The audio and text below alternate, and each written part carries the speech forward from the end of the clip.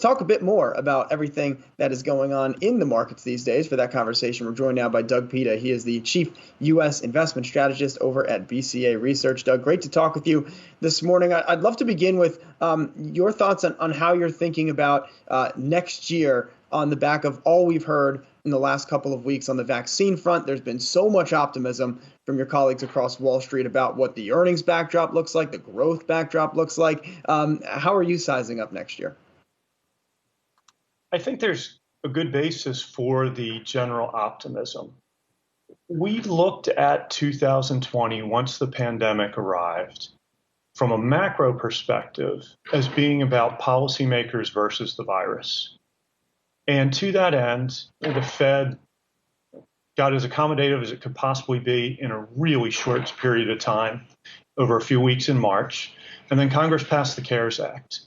And that really provided a base for the economy to hold up much better than anyone would have expected in February or March when the pandemic arrived, especially if we'd known then that it was going to last as long as it has.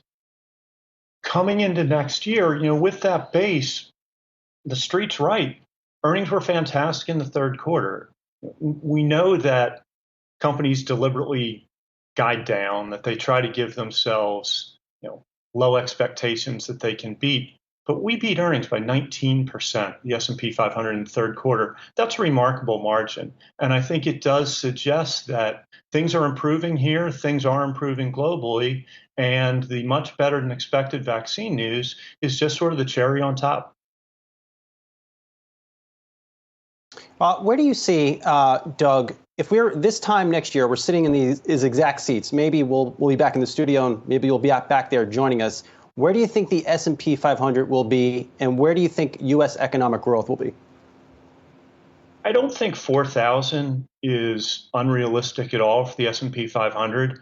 4 over 36 is 11%. I could certainly see high single digits, low double digits, because we do think earnings are going to snap back pretty nicely. As far as economic growth, we think it should surely be above trend. Trend in the United States being around 2% real, or call it 4% nominal when you assume a 2% inflation target. And we get to that exceeding trend because there's so much dry powder built up for consumption. U.S. households, by our estimate, have saved $1.3 trillion more than they would have had there not been a pandemic. That money is going to be spent, I would wager, or else my country, my fellow citizens aren't what I thought they were. I think if you give Americans a lot of money for consumption, it is eventually going to get consumed. And there's just a mountain of savings that have been built up because, believe it or not, household income in every month from April through October has exceeded its level in February, the last pre-pandemic month. That is testament to just how much heavy lifting Congress did with the CARES Act, and it has put the economy in a position to really surge forward once we get over the concerns about interacting with other people. Once we have a vaccine and widespread inoculation, the economy really should be something like a volleyball that you hold under the surface of a pool and then you let it go and it surges higher. I do think we've got that built-in charge coming next year. So, Doug, where are people going to spend the money is one of the big questions, right? Are they going to keep buying stuff? Are they going to go back on cruises? Are they going to go fly places? Are you buying cruises and airlines and movie theater chains, for example, in anticipation of that volleyball popping above the water?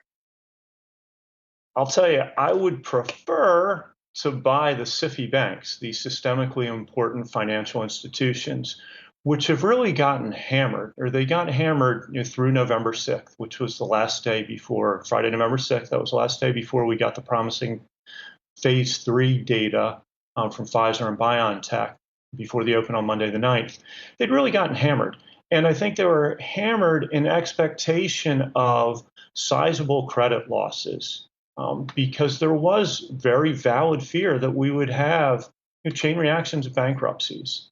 Well, the Fed and Congress's joint efforts to this point have completely staved off those sort of worst case credit scenarios and left the banks with what I would argue are way too high. As this long term, going to see the bank experience something of its sort. I would think when you mentioned the airlines, cruise ships, movie theaters, I would think one of the things that we're going to consume again is travel, and that you will see some revival for hotels and some revival for airlines because people put off vacationing this summer. And hopefully they're going to put off vacationing around the holidays this year so we can get this all over sooner. But I would think that that sort of demand will revive. All right, Doug Peta, Chief U.S. Investment Strategist at BCA Research. Doug, great to have you on the show today. Hopefully we'll talk to you soon.